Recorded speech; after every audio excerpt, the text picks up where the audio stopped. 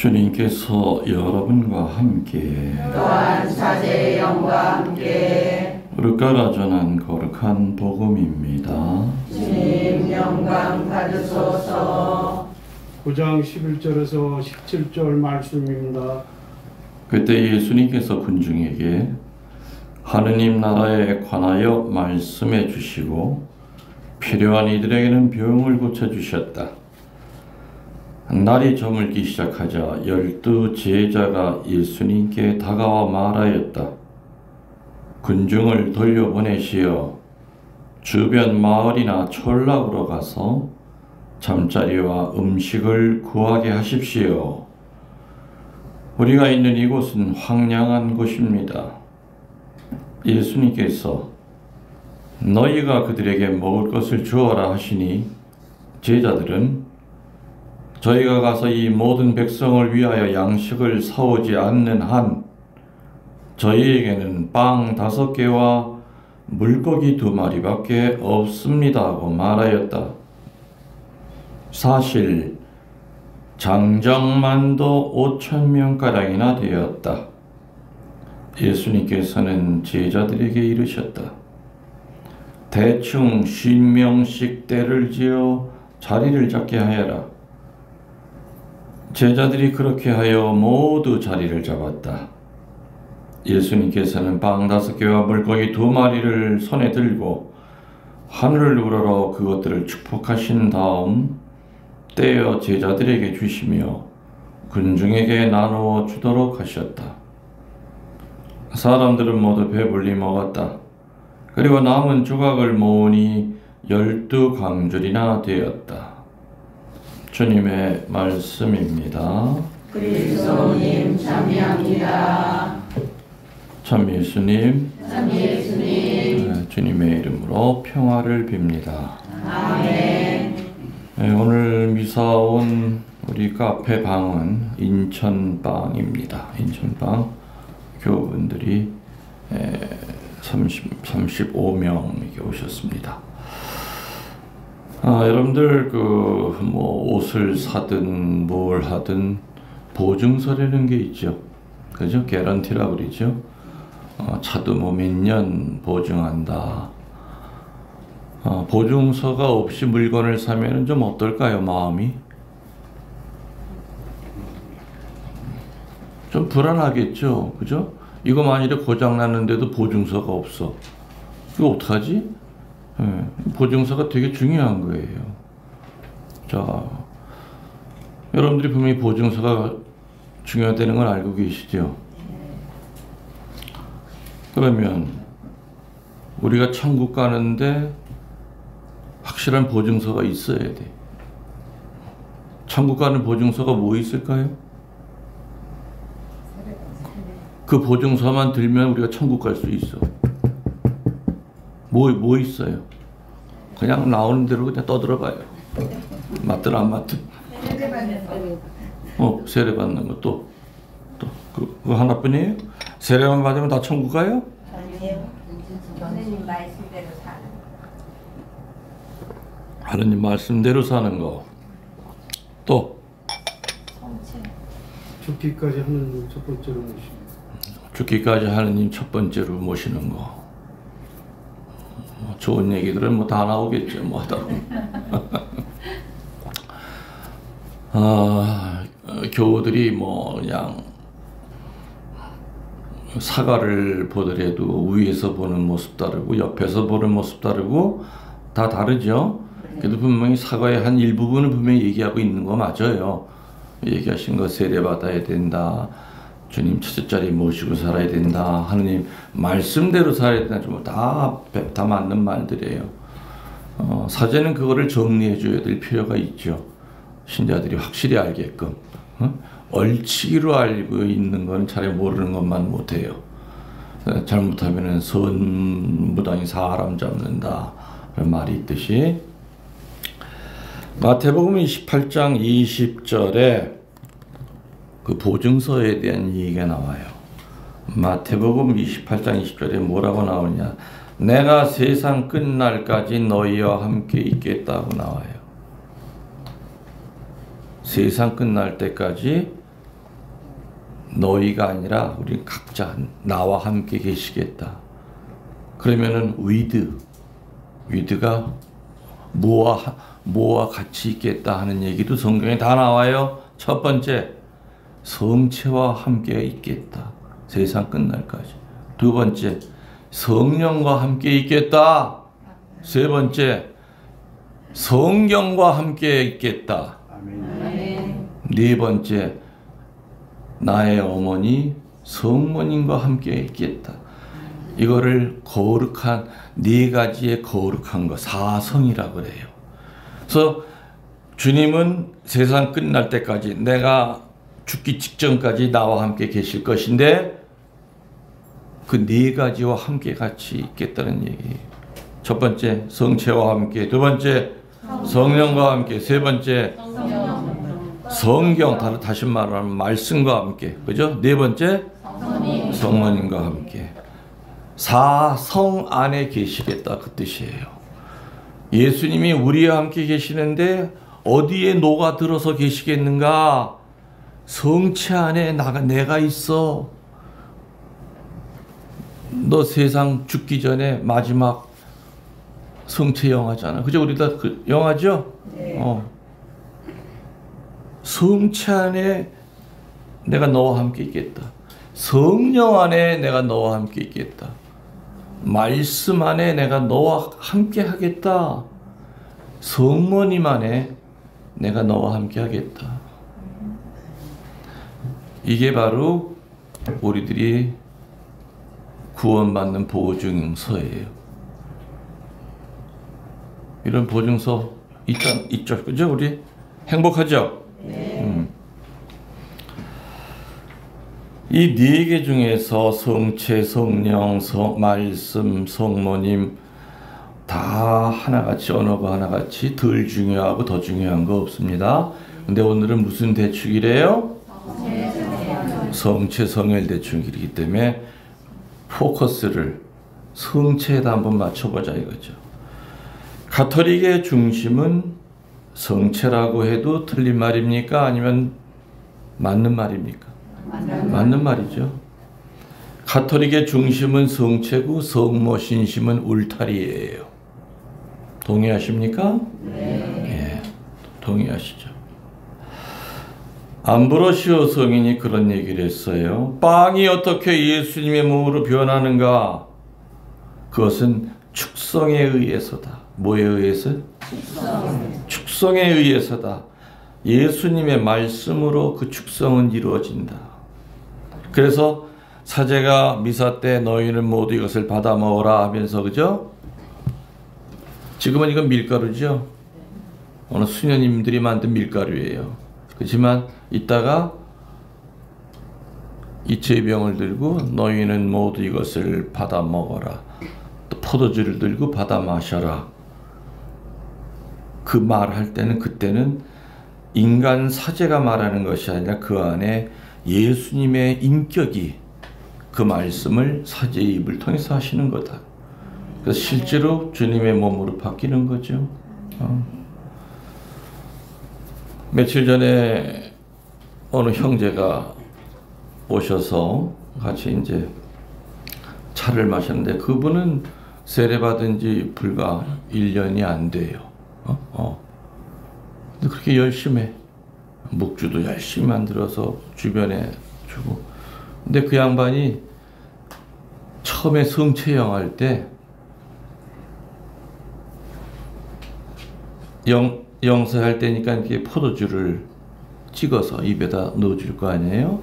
오늘도 여러분들은 성체생을 대축이기 때문에 내가 성체 드리면 그 성체 받아서 옆에 있는 성을 찍어서 드실 거예요. 오늘은 그런 특별한 날이기 때문에. 그죠? 근데 그 양반은 그 포도주를 찍은 성체를 신부님이 입에다 넣어주는데 정말 예수님의 살처럼 느껴졌대. 살처럼. 그래서 이게 내 살이구나. 그 말씀을 하셨구나. 사제는 미사 때 자신이 말하는 것이 아니라 예수님의 인격체 안에서 말한다. 그죠? 정통 신학이죠. 이 신성한 축성의 단어에 의해서 예수님은 제대 위에 감실 안에 제병의 형상으로 계시게 됩니다. 아멘. 자, 그럼 과연 이 신비가 어떻게 일어나는 것일까? 내가 언젠가 피정 때도 한번 소개를 한 적이 있었어요. 미사 때도 소개한 적이 있었던 건데, 저는 이제 성체 신심에 대한 강론을 굉장히 강하게 합니다. 물론 성모님에 대한 강론도 강하게 하지만은, 내 유튜브를 듣고 어느 개신교 신학자가 저한테 공식적으로 이렇게 질문을 편지로 등기로 해서 왔어요. 3가지를 질문했어요. 성체에 대해 첫 번째 뭐냐? 뭘 물어봤느냐? 빵과 포도주가 그리스도의 몸과 피로 변하는 것이 어떻게 가능합니까? 하고 개신교 신학자가 저한테 첫 번째 질문을 던졌어요. 저는 그 질문에 대해서 어떻게 답을 써서 보냈느냐? 저는 이렇게 써서 보냈어요. 목사님, 당신은 태어났을 때 아주 작았습니다. 맞죠? 아주 작았습니다. 그런데 살면서 당신의 입을 통해서 먹은 음식이 당신의 몸과 피로 변화됨으로써 당신의 몸이 지금 이렇게 커진 겁니다. 빵이 들어갈 때, 우리가 고기를 먹을 때, 야채를 먹을 때 그게 우리 살을 먹는 게 아니잖아요. 근데 그걸 먹고 나면 희한하게 이 속에서 모든 작용을 해가지고 나중엔 키도 크고, 그죠? 손톱도 자라고 머리카락도 자라나, 그죠? 맞죠? 네. 인간이 먹은 빵이 우리의 살로 변할 수 있다면 하느님께서 빵과 포도주를 그리스도의 몸과 피로 변화시키는 거, 그것만큼 쉬운 일은 없을 겁니다 하고 내가 답을 보냈어요. 잘 보냈죠? 네. 두 번째 질문이 뭐였느냐? 예수님이 그 작은 제병 안에 계시다는 것이 가능합니까? 뭐라고 질문했다고요? 예수님이 그 조그만 그 안에 어떻게 계실 수 있냐 이거예요.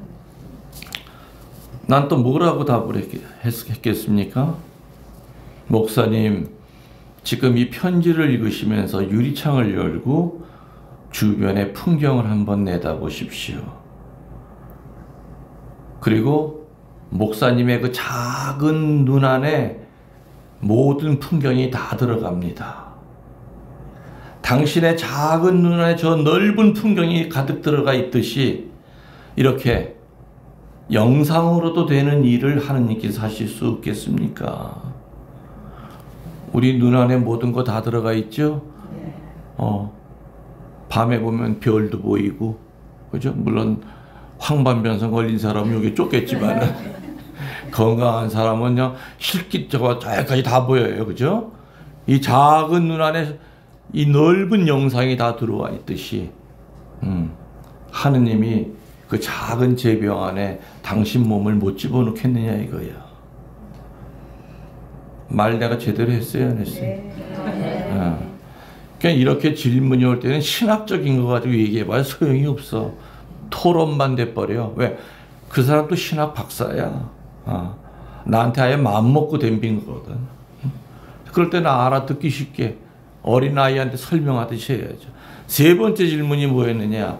한 몸이신 예수님이 모든 제단들과 모든 축성된 제병들 안에 동시에 계시는 것이 어떻게 가능합니까? 오늘 같은 경우에도 37개 안에 예수님이 계셔야죠. 지금 이 시간에 한국에서 교정미사 하는 성당이 얼마나 많아? 그럼 수만 개 안에 계셔야죠. 그것보다 전 세계적으로 볼 때 미사할 때 얼마나 많은 제병이 축성이 되겠어요. 어떻게 동시에 계시겠느냐 이거야. 그 신학자 얘기가. 난 뭐라고 답을 했느냐? 하느님께서는 하느님에게는 불가능한 것이 없답니다. 그리고 뭐라고 그랬느냐? 목사님, 갖고 있는 거울을 바닥에 한번 냅다 던져보십시오.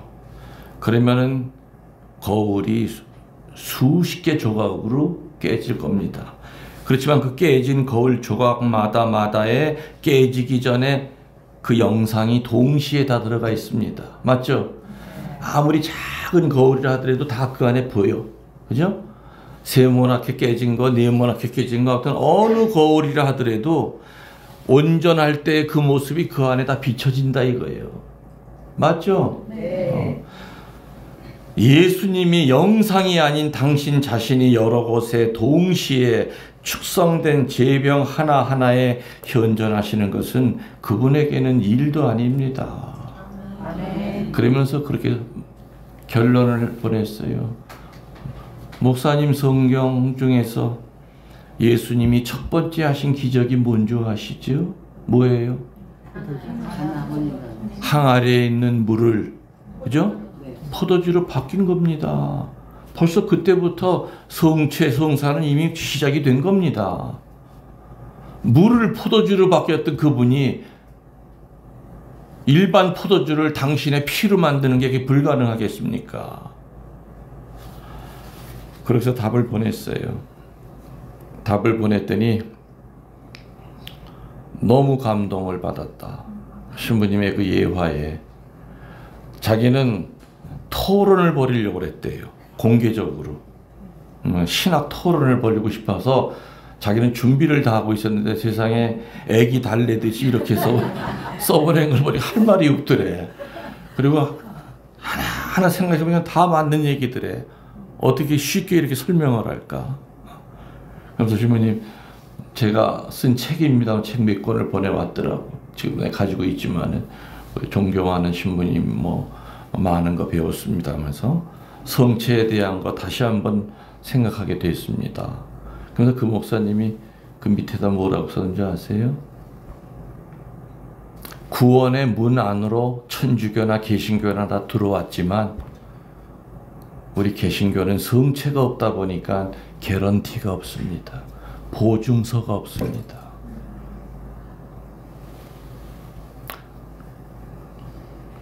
요한복음 6장 51절에서 57절에 보면은 예수님의 3대 유언 가운데 첫 번째 유언, 그것도 반복해서 7번이나 똑같은 얘기를 하신 게 나와요.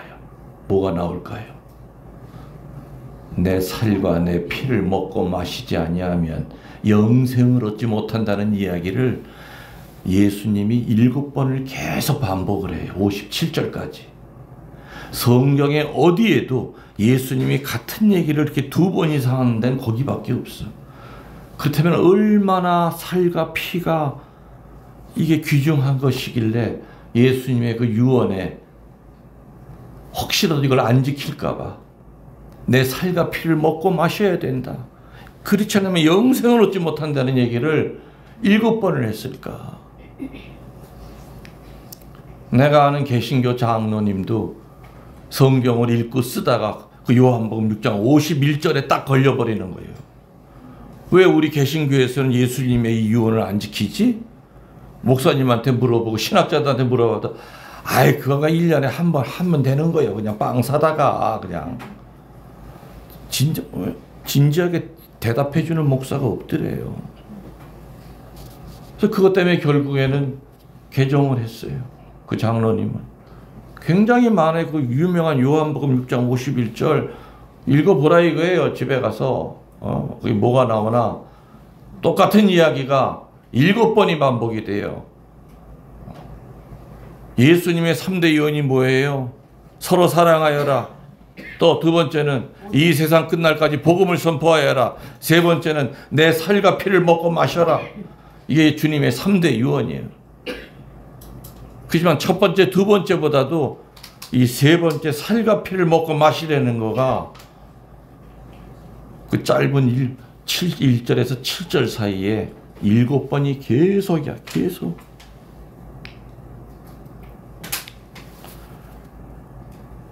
여러분들이 개신교 교우들과 성체 성사에 대하여 대화할 때 자매님 성경 많이 아시겠죠? 한번 같이 읽어볼까 하면 요한복음 6장 52절을 펼치라 이거예요. 우리 같이 한번 읽어봅시다. 자, 예수님의 유언이 이렇게 똑같은 얘기가 7번이 반복된 때가 또 있습니까? 근데 개신교에서는 이거 하세요, 안 하세요? 우리도 해요. 한 1년에 2번 해요. 아니죠. 마틴 루터가 종교개혁하면서 없앤 거죠. 원래 마틴 루터는 안 없앴어요. 그 후계자들이 없앴지. 마틴 루터도 신부로 살았기 때문에 가톨릭의 칠성사만큼은 인간이 만든 제도가 아니라 예수님이 만든 제도라는 걸 알고 있었어요. 죽을 때 유언이 뭐였는데, 가톨릭의 다른 건 다 없애도 고백성사와 성체성사는 없애지 말라고 그랬거든. 근데 그 후계자들, 칼빈 이런 사람들 다 없애버린 거예요. 오로지 남은 건 세례성사 하나만 딱 남았잖아요. 감리교 같으면 견진까지 있어요. 나머지는 다 없애버린 거예요. 가장 중요한 거 2개를 다 없애버린 거예요. 이게. 그래서 개런티가 없는 거예요. 구원의 문 안으로는 다 들어와 있어. 왜? 하느님 말씀대로 살기 때문에. 개신교 신자도 우리보다 더 뜨겁게 살잖아요. 그래서 우리 입장에서 보면, 우리 가톨릭 신학 입장에서 보면은 우리 쪽에는 이런 개런티가 있는데 그분들한테는 성체가 없기 때문에 우리 가톨릭 입장에서 보면은 그렇게밖에 얘기할 수가 없어요. 개런티가 없다. 우린 개런티가 있는 것이다. 물론 이 지금 강론 목사님들도 많이 듣고 있는 거 제가 압니다. 좀 객관적으로 얘기를 드리는 거죠. 저는 뭐 혹시라도 뭐 듣고 계신 분 가운데서 뭐 토론을 하고 싶거나 그러신 분들이 계시면 토론 저 안 합니다. 이제 힘들어서.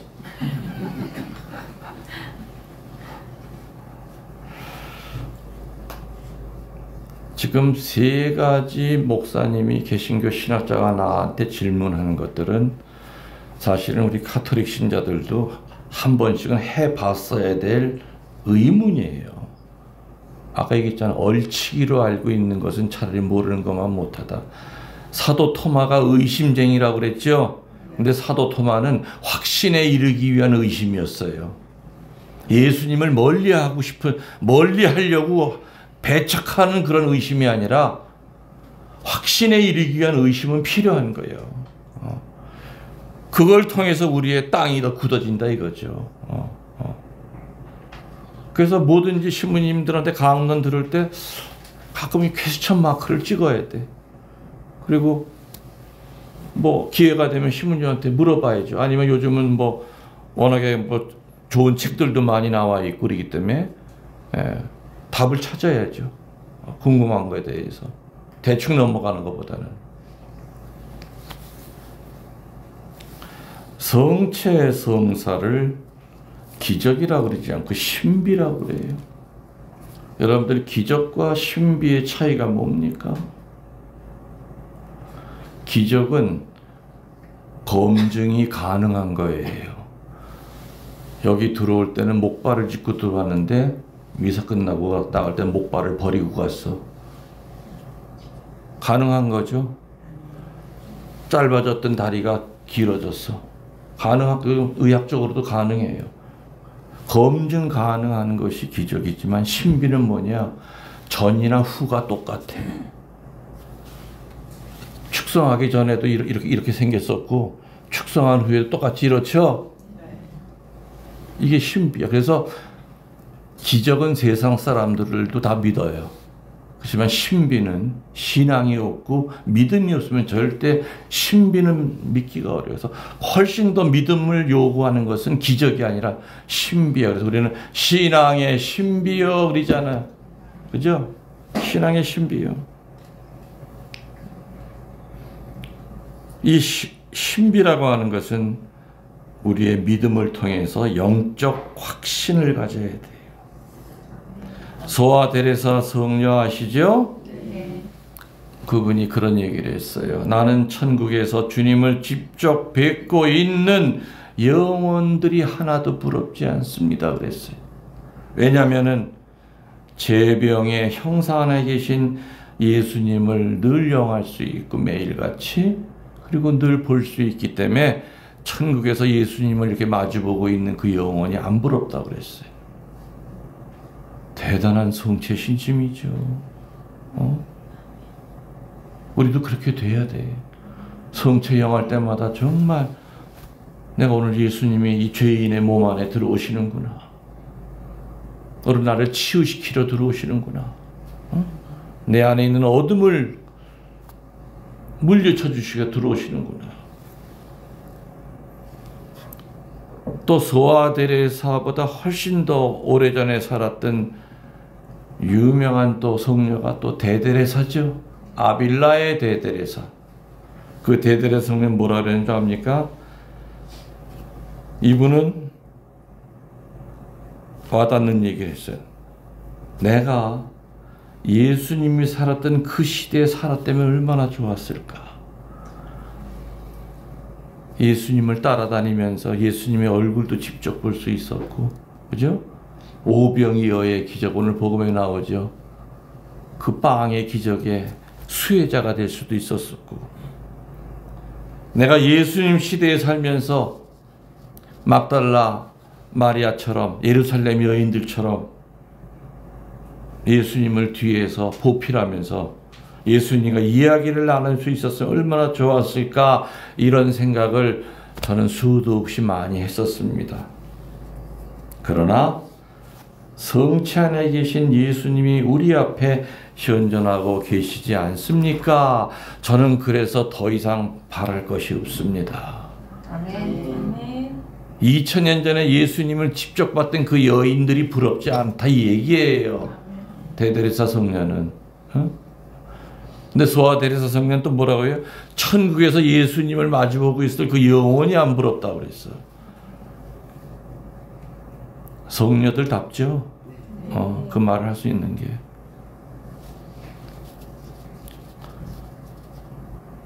성인 되는 첫 번째 단추는 우리 가톨릭 신자들은 성체를 영하는 거예요.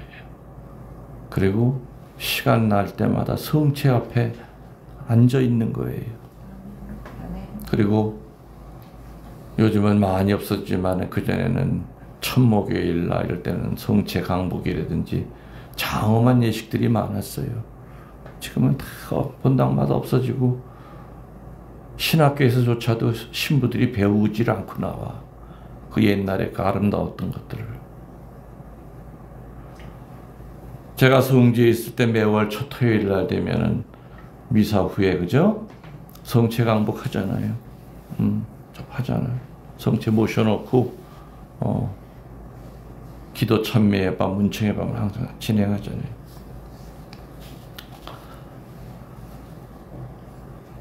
제가 90년대에 중국 선교를 모택동이 마오쩌둥이 죽고 난 다음에 등소평이가 왕이 됐죠. 그리고 등소평은 달러를 벌어들이기 위해서 중국을 50년 만에 문을 열었어요.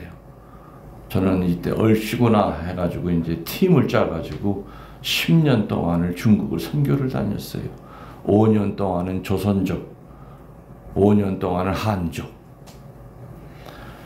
중국 선교할 때 중국인들 교우촌에 갔었는데 희한하게 모든 집의 문과 유리창이 동서남북에 관계없이 한쪽을 향해 나 있었어요. 그 문과 유리창이 난 그 방향이 어디냐? 성당이었어요.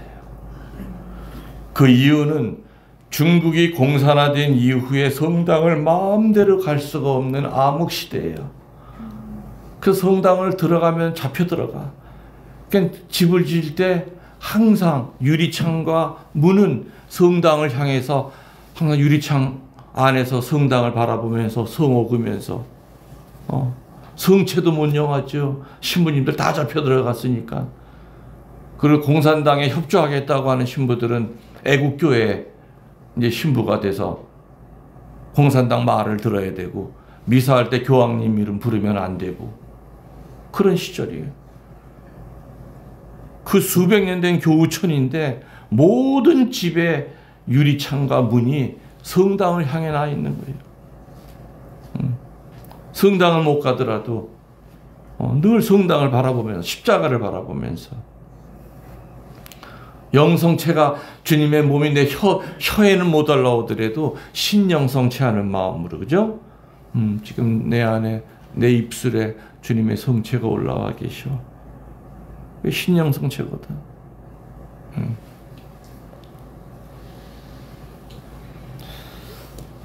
참 대단한 신앙들이었던 것 같아요. 중국 교우들 보면은 거의 50년 지나고 난 다음부터 이제 외국 사람들이 들어가면서 저도 같이 따라 들어갔죠.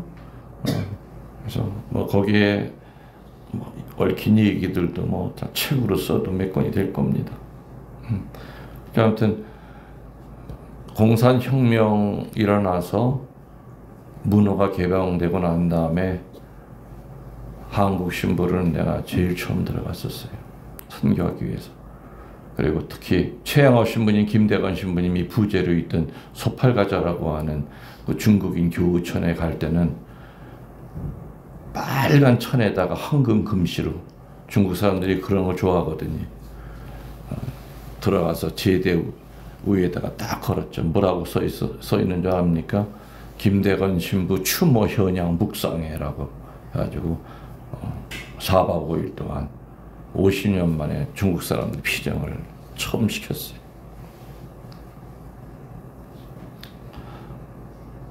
근데 그때 거길 가니까 사람들이 알아요. 김대건 신부님이 성인이 돼 있다는 거를. 그래서 꼬마들이 대건이라고 하는 이름이 많은 거예요. 그 내가 거기를 첫 번에 갈 때가 4박 5일 강론, 그리고 1년 있다가 다시 또 그때는 가니까 그냥 성작도 없어가지고 이 빠진 그 사기 그릇에다가 신부님들이 제의가 없어 50년이 넘어가지고 전부 잠자리나게 다 비쳐, 다 발해가지고. 그래서 성당마다 다니면서 못 쓰는 성작 좀 달라고 도금해가지고 안 입는 제의 좀 다 달라고. 그래서는 그거 다 가지고 들어갔죠. 또 한 2박 3일 또 피정시켰어요. 그리고서는 한 5년 있다가 또 들어갔어요. 들어갔더니 보니까 맨 애들 이름이 웅렬이야. 내가 왔다 가고 난 다음에 난 애들은 또 다 웅렬이야. 장웅렬이 아마 지금 그 웅렬이가 이제 90년대 얘기란 말이에요. 그러니까 지금 몇 살 됐을까? 내가 96년도 그때 심양 95년도 다녔는데 몇 년 지난 거예요 지금? 30 훌쩍 넘었겠네. 그쵸? 내가 봤을 때가 뭐 3살 4살이었었으니까 웅렬이가. 근데 한국에도 피정 다니면 웅렬이가 많아요. 애들 데려오는데 지금 얘 웅렬이에요 그런 거예요. 신부님 이름 다 떼는 거예요. 웅렬아 웅렬아 그런 거예요.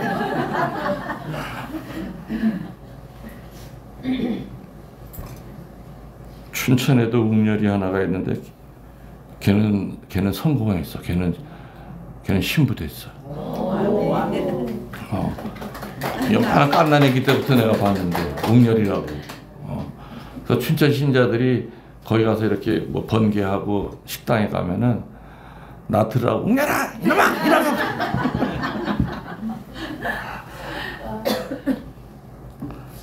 여러분들 성요한 돈보스코 성인 아시죠? 네. 그분은 그런 얘기 하셨어요. 여러분들은 주님께서 많은 은총 주시기 바랍니까? 그러면 그분을 자주 방문하세요. 당신이 은총을 조금만 받기 원하십니까? 그러면 가끔만 방문하세요. 당신은 마귀가 당신에게서 멀리 달아나기 원하십니까? 그럼 예수님을 자주 방문하세요. 성체조배는 마귀를 정복하기 위한 아주 중요한 방법이에요. 내 안에 그냥 어둠이 잔뜩 들끓어 미움과 분노가 누구 죽이고 싶고 막 그럴 때 그래 내 죽더라도 성체 앞에서 죽자. 그런 마음으로 성체 앞에서 조배를 하다 보면 주님이 내 안에 들어오셔서 나를 휘어잡고 있는 그 어둠의 세력을, 마귀를 다 몰아낸단 말이에요. 아멘. 돌아 나올 때는 환한 얼굴로, 사랑까지는 못해도 내 용서하고 나온다, 그런 마음이 되는 거죠. 성 알퐁소 성인 아시죠? 알퐁소. 그분은 이런 얘기 하셨어요.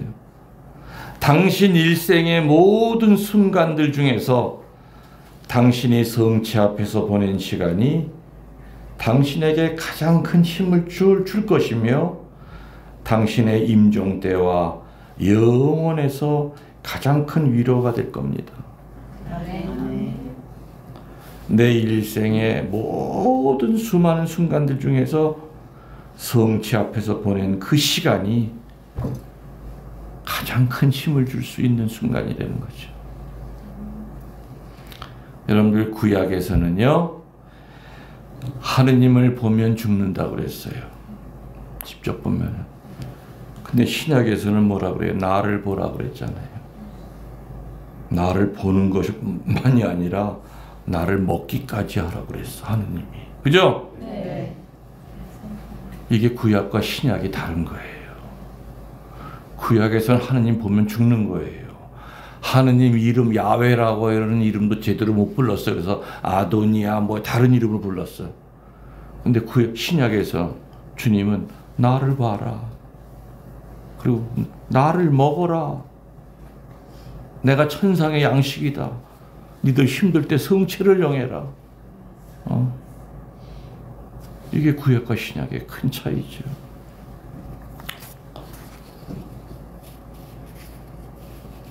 신학생 때는요, 제가 신학생 때도 성모 신심은 되게 강했던 것 같아요. 체험이 많았어요. 근데 성체는 그냥 다른 신학생들 가지고 있는 정도? 이론적으로도 아까 그 질문했던 거 있죠? 그것도 난 신학생 때 머릿속에 누구한테 물어보고 싶었던 얘기들이었어요. 그래서 아마 내가 묻고 내가 그 답을 알고 있었기 때문에 그 신학자가 물었을 때 내가 쉽게 대답을 할 수 있었던 거예요. 긴 시간 동안 나는 그 질문을 내가 스스로에게 했었어요. 야, 그 동시에 어떻게 전 세계에 있는 그 성체 안에 주님 계실 수 있을까?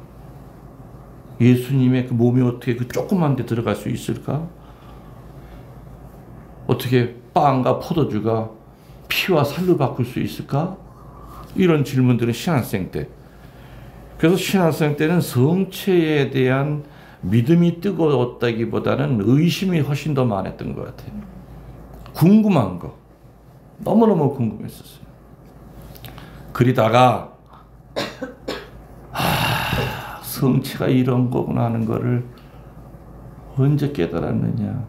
군종신부 때요. 대위 계급장 달고 장교로 강원도 원통이라고 하는 데를 이제 부임을 했어요. 거기는 군인들만 사목하는 것이 아니라 원통 읍내에 있는 사람들도 군정신부가 같이 돌봤어요. 그리고 한 달에 한 번씩 봉성체를 다녔을 거 아닙니까? 미사 못 오는 환자들 위해서. 근데 자매 하나가 지금 생각으로는 폐병 같아. 나는 폐암인지 폐병인지 아무튼 폐 쪽에 그냥 정말. 그래서 그때 이제 할머니 수녀님이 파견 나와서 같이 갔는데 항상 그냥 항상 침대 위에 누워 있는 거죠, 그 자매는. 근데도 항상 반갑게 저를 맞이해 줬어요. 그리고 신부님 오게 하는 것을 그렇게 미안하게 생각했어요. 그리고 항상 지금도 기억나. 항상 빵을 하나 사가지고 신부님 드시라고 항상 빵 하나. 빵 아니면 계란 2개, 날계란 2개. 그걸 거마비 대신에 준 것 같아. 기름값 대신에. 그때 당시에. 근데 점점 몸이 더 쇠약해진다는 얘기를 듣고 이제 몇 번 못 가겠구나. 어쩌면 마지막이 될 수도 있겠다 하고서는 병자 성사도 같이 줄 겸해서 이제 병자 성사 주고 병자선사 주면서 이제 성체를 영해 줬을 거 아닙니까? 그래서 이제 마침 기도를 마치고 이제 제구를 챙겨서 그 집 문을 열고 나오는 그 순간에 뒤에서 토하는 소리가 나는 거야.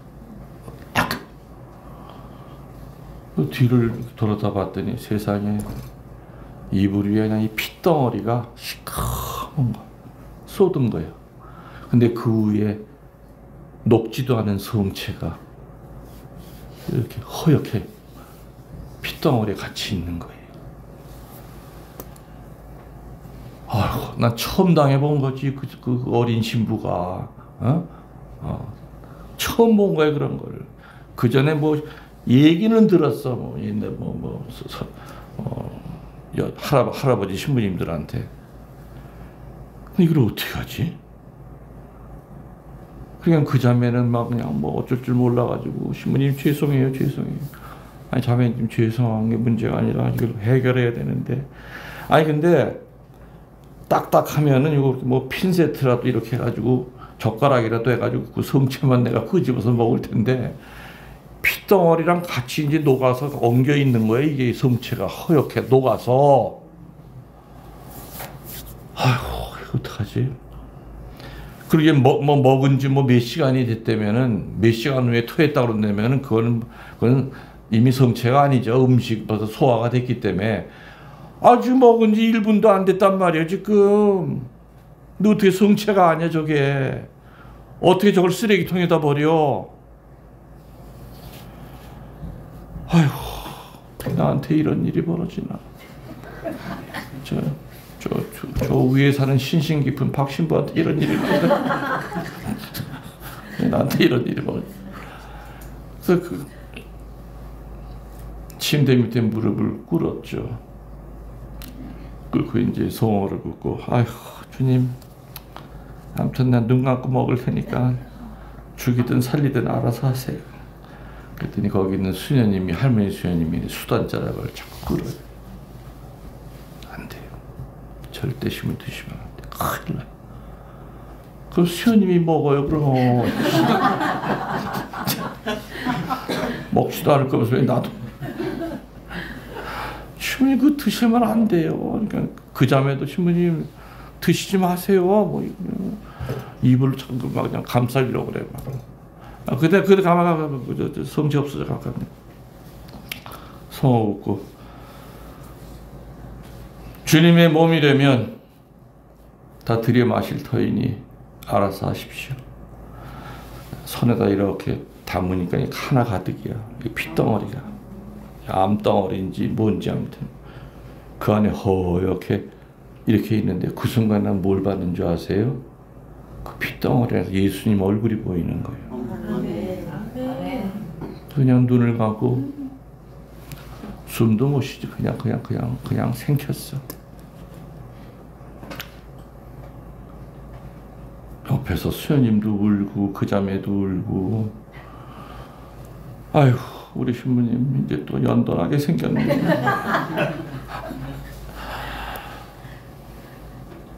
그리고 지금 몇 년을 내가 더 살았어. 얼마나 그게 84년도 얘기인데, 그죠?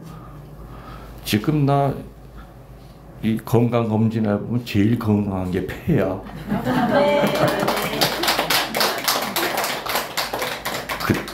그때 나는 성체가 뭔지를 그때 아는 거예요. 신학교에서 이론을만 배우고 의심만 잔뜩 하다가 성체가 이런 힘이 있구나.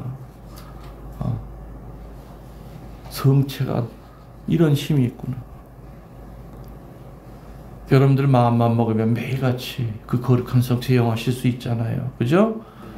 옛날 우리 순교자 시대 때는 세례도 못 받고 성체 성세 이때는 얘기만 듣고 한국의 신부님들은 웃고 성체만 그리워하다가 순교한 신자들이 얼마나 많아.